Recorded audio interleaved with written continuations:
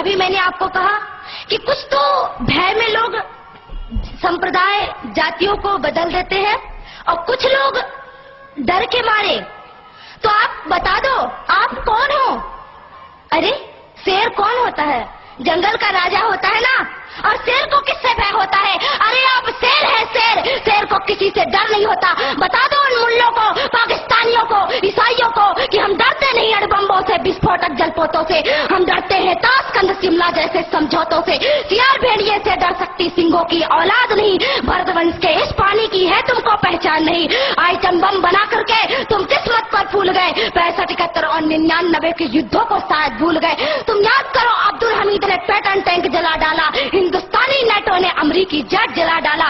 तुम याद करो गाजी का बेड़ा झटके में ही डुबा दिया। ढाका के जनरल नियाजी को दूध छठी का पिला दिया। तुम याद करो 90,000 उन बंदी पाक जवानों को। तुम याद करो शिमला समझौता, इंदिरा के एहसानों को। पाकिस्तान ये कान खोल कर सुन ले कि अब की जंग छिड़ी तो सुन ले। नाम निशान नहीं होगा, कश्मीर तो होगा लेकिन हो गया खड़ा तो त्राही त्राही मच जाएगी। पाकिस्तान के हर कोने में महाप्रलय आ जाएगी। क्या होगा अंजाम तुम्हें इसका अनुमान नहीं होगा। कश्मीर तो होगा लेकिन पाकिस्तान नहीं होगा। ये आवाज, ये एटम बम पर हिम्मत कौन दिखाएगा? इन्हें चलाने को क्या बोले बाप तुम्हारा आएगा।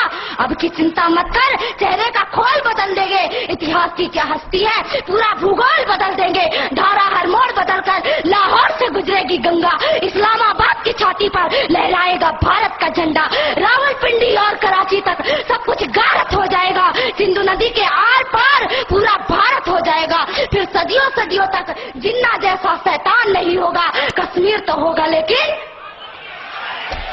कश्मीर तो होगा लेकिन अगर आप ऐसा ही बोलते हैं तो एक दिन मैं सच कहती हूँ कि पाकिस्तान का नामो निशान नहीं रहेगा। इसलिए मेरे देश के बंधुओं, मेरे देश के भाइयों, खड़े हो जाइए। अब खड़े होने का वक्त है। अरे क्या भूल गए कि आपके छिंदवाड़ा पे माता जगदम्बा के ऊपर मांस के टुकड़े फेंके गए और आप चुपचाप बैठे रहे? आपको चुप नहीं बैठना है, आपको तो उनसे टक्कर लेना है कि अरे तुम अगर मुझे ईंट से, तुम अगर पत्थर से मारोगे तो तुम्हारा जवाब मैं लोहे से दूंगा। और हम लोहे हैं, सिंहों की औलाद किसी से डरती नहीं है। इसलिए आज आपको खड़े होने का बिस्मिल्लाहिर्रहमानिर्रहीम। जिस देश के कूचे कूचे में अफलास आवारा फिरता हो, जो धरती भूख उगलती हो, दुख दर्द फलक से गिरता हो, जहां भूखे नंगे बच्चे भी आहों पे पाले जाते हों, जहां सच्चाई के मुजरिम भी जिंदान में डाले जाते हों, जहां मजबूरों के खून से अपने पाप भी धोए जाते हों, उस देश की मट्टी बरसों से ये दुख जिगर पे सहती है। उस देश की एक कमसिन लड़की देखो तो हमें क्या कहती है। मैं आज अपने सिले हुए लब खोलने की जसारत कभी ना करता। मैं अपने अंदर उठने वाले अल्फाज के मद्दोनजर को ही खामोश कर देता। मैं अपने ज़हन की दीवारों पर उभरने वाली तस्वीर को ही मिटा देता। मैं अपने पर्दाए समात को ही तारीक कर देता। मगर मैं ऐसा नहीं करूंगा, क्योंकि हल्का गैरां से उठने वाली कुछ धीमी धीमी बेमानी सरगोशी ने मेरे जहन को, मेरी सोच को, मेरी जुबान को, मेरे अफ्कार को, मेरे नजरियात को, मेरे एहसासात को, मेरे जज्बात को, मेरे मुशाहिदात को, मेरे तजुर्बात को और सबसे बढ़कर मेरे अल्फाज को जिला बख्शी। और मैं अपने तखय्युलात को दम तोड़ते हुए नहीं देख सकता। अरे सवाल मेरी जात की होती तो मैं माफ कर देता, लेकिन यहां बात है मेरे वतन अजीज की इज्जत और उसकी तौकीर का। सवाल सारे गुलिस्तान की इज्जत का है, नहीं सवाल फकत मेरे आशियाने का।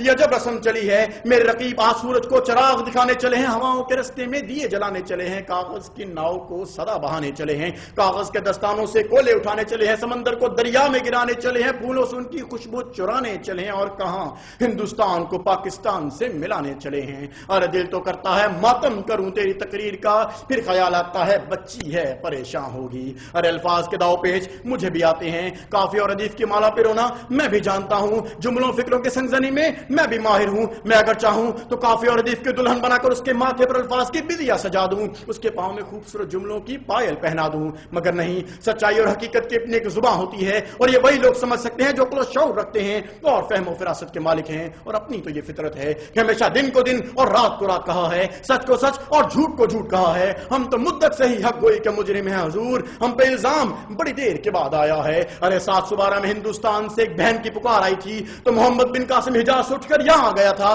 آج اسی ہندوستان سے پھر ایک کم سن ناسمجھ و نادان آواز بلند ہوئی ہے، لیکن معاملہ کوئی اور ہے. ارے جس معاشرے میں عورت کا راج ہو وہاں للکارنے کے لیے عورت کا استعمال کیا جاتا ہے اور اس کی کا جواب دینے کے لیے پتھر ہمارے پاس موجود ہیں، لیکن ہم بچوں کی بات کا برا نہیں مانتے. ہم یہ جانتے ہیں کیونکہ پورے ہندوستان میں کوئی ایسا مرد نہیں تھا جو فن تقریر میں ہمارا مقابلہ کر سکتا، اس لیے کہ بچی سے انتہا پسند لکھی لکھائی تقریر کروا دی گئی. ورنہ 13 سال کی لڑکی یہ کیا جانے کہ شملہ معاہدہ کیا ہے یا تاشکند میں کیا لکھا ہوا ہے. ارے یہ نہیں جانتی کہ 1965 میں جو صبح کا ناشتہ لاہور کرنے چلے تھے وہ زندگی بھر کا کھانا بھول گئے. ارے آواز بھی آج ان کی سنائی نہیں دیتی.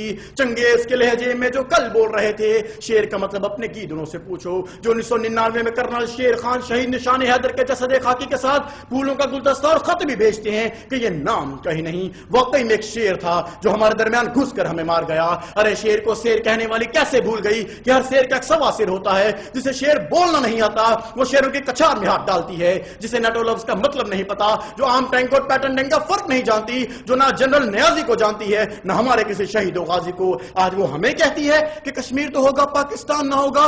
تو ہماری فکر نہ کر، فضائے بدر بھی ہوگی، جذبہ ایمان بھی ہوگا. یاد رکھو کشمیر بھی ہوگا، دیکھنا پاکستان بھی ہوگا. اللہ رسول ہے ساتھ ہمارے، ساتھ اپنے قرآن بھی ہوگا. یاد رکھو کشمیر بھی ہوگا، دیکھنا پاکستان بھی ہوگا. کراچی، پنڈی، اسلام آباد، لاہور اور ملتان بھی ہوگا.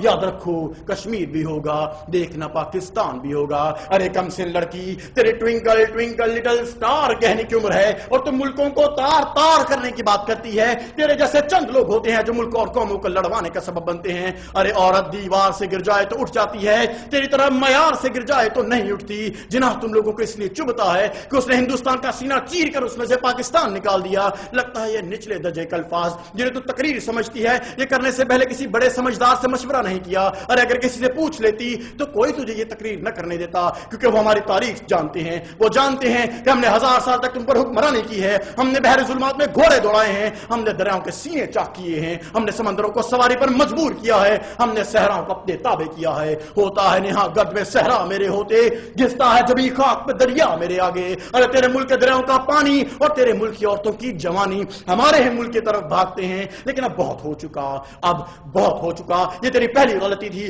جو لڑکی سمجھ کے معاف کی جاتی ہے، اور الفاظ کا جواب الفاظ میں دیا جا رہا ہے. اگر آج کے بعد ایسی کوئی آواز بلند ہوئی تو آواز دبا دی جائے گی، وہ آنکھ نکال دی جائے گی، وہ ہاتھ کاٹ دیا جائے گا. ہو بھی سکتا ہے ختم سارا لحاظ، اٹھ بھی سکتا ہے ہاتھ کے ساتھ. ویسے مجھے اس بات کی کوئی امید نہیں ہے، لیکن کوشش کرنا کہ پورے ہندوستان میں کوئی ایک مرد ڈھونڈو جو فن تقریر میں ہمارا مقابلہ کر سکے. ارے وقت اور جگہ تم بتانا، کوئی بھی پاکستانی چنو، وہاں حافظ عثمان بھی ہوگا.